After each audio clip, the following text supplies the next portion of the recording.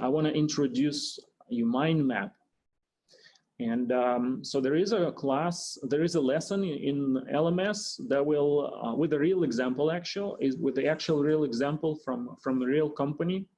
Here's what we're going to do instead. Instead of like getting to this boring test planning, we're going to do it in a short and fun way. And this is a mind map. You can see on the image in the middle of the screen. What's mind map? It's a visual representation of your plan.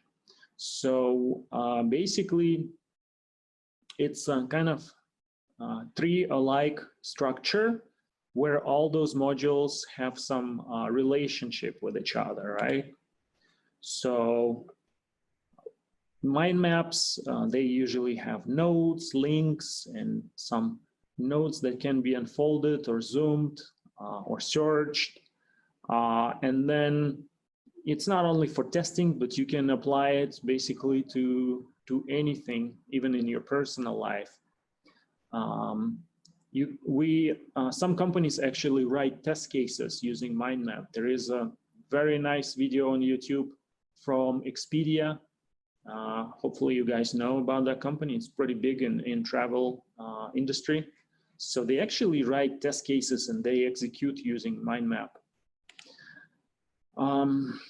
Okay, so why these mind maps? So as I mentioned, it's a kind of tree-like structure, right? So here's an example, and it's actually one of the most important computational thinking concepts. It's called decomposition. So it means that you break the complex problem into pieces that are easier to conceive, understand, and maintain. So for example, here's a make a breakfast, right? What does breakfast mean really? It's there is a tea, there is a toast, right? And now you can decompose. It's a very simple example, of course. You can now separate things out, say, okay, there is a make a toast activity and make a tea activity, and then make a toast. It's like sliced bread, toast bread, butter, and jam. And the tea is like boil water, brew tea, and add milk, right? All these things together now, very simple. And if you do all of them, you basically get your breakfast done. The same thing is applicable to our project, really. So in the middle, we're gonna kind of put our project.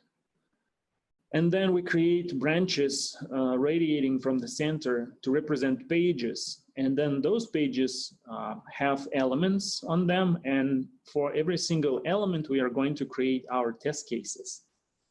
And because it's mind map, it's visual representation, it's very concise. So as opposed to the classical test plan, which is, as I showed that one is, in my company, it was like 120 pages, I believe, long, and it's very boring thing to work on.